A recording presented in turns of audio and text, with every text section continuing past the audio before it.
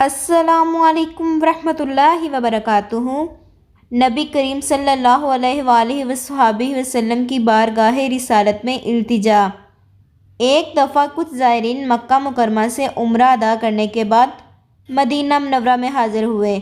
وہ جس ہوٹل میں مقیم تھے وہاں ایک خوبصورت بلی رہتی تھی جو ایک حاجی صاحب کے دل کو اچھی لگی۔ بلی روزانہ ان کے قریب آتی اور وہ اس سے پیار کرتے۔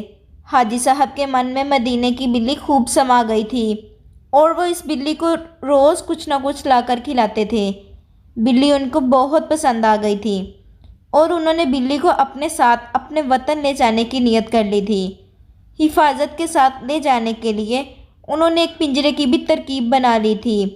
جب ہجر مدینہ کی جاسوس گھڑیاں قریب آئیں اور مدینے کی آخری رات آ گئی تو حاجی صاحب نے بارگاہ رسالت صلی اللہ علیہ وآلہ وصحبہ وسلم میں الوداع اسلام پیش کیا اور گھر آ کر لیٹ گئے۔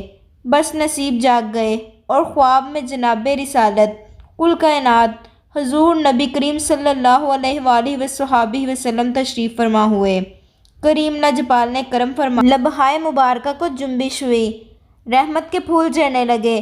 حضور نبی کریم صلی اللہ علیہ وآلہ وصحبہ وسلم نے فرمایا، آپ لوگ صبح خیریت سے مدینہ طیبہ سے رخصت ہو جاؤ گے مگر میری بلی کو ساتھ نہ لے کے جانا۔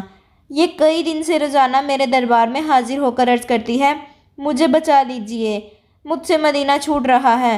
حضور نبی کریم صلی اللہ علیہ وآلہ وصحبہ وسلم، آپ کے مہمان مجھے اپنے ساتھ اپنے وطن لے جانے لگے ہیں۔